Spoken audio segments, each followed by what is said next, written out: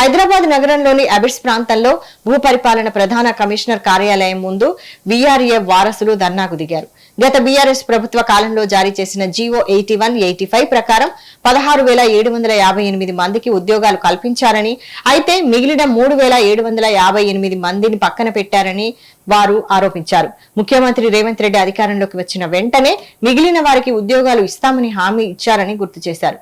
కానీ ప్రభుత్వం ఏర్పడి 2.5 సంవత్సరాలు గడిచినా ఇప్పటి వరకు ఒక్కరికి కూడా ఉద్యోగం ఇవ్వలేదని ఆగ్రహం వ్యక్తం చేశారు. దీంతో ప్రభుత్వం స్పష్టమైన ప్రకటన చేసే వరకు తమ ఆందోళన కొనసాగిస్తామని హెచ్చరించారు. వీఆర్ఏ వారసులు కార్యాలయం ముందు రోడ్డుపై బైఠాయించి నిరసన వ్యక్తం చేస్తున్నారు.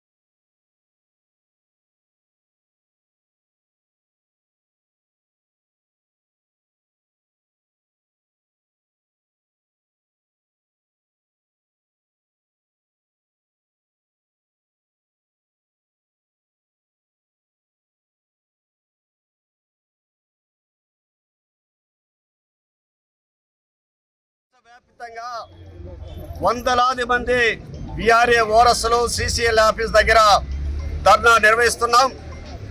ఈ ప్రభుత్వం గత 2.5 సంవత్సరాలుగా గత ప్రభుత్వంలో ఇచ్చినటువంటి జీవోని అమలు చేయకుండా నిర్లక్ష్యం చేస్తుంది. గత ప్రభుత్వంలో 80 రోజుల సమ్మె సందర్భంగా స్వయాన గత ముఖ్యమంత్రి కేసీఆర్ గారే 2 రోజుల పాటు వీఆర్ఏ జేఏసీతో చర్చలు జరిపి జీవో నెంబరు 81-85 ని విడుదల చేశారు.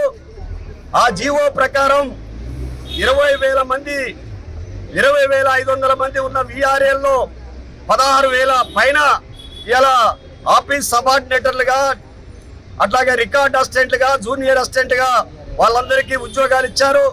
ఆ జీవోలో ఉన్నటువంటి 61 వయసు పైబడినటువంటి వీఆర్ఏ వారసులకి ఉద్యోగం ఇవ్వకుండా ఈ ప్రభుత్వం నిర్లక్ష్యం చేస్తుంది. వీళ్ళంతా దళితులు, పేదలు, కింది స్థాయి వర్గాలు, అట్టడుగున్నటువంటి వర్గాలు. ఒక పక్క జీతాలు ఇవ్వట్లేదు, రెండో పక్క ఉద్యోగం ఇవ్వట్లేదు. చాలా మంది ఉద్యోగం రాక చనిపోతున్నారు. ఇలా తండ్రులు చనిపోతున్నారు. ఉద్యోగం వస్తుందని చెప్పేసి ఆశతో వెదురు చూసి అన్నదమ్ముల మధ్య పంపకాలు చేసుకున్నటువంటి కొడుకులు చనిపోతున్నారు.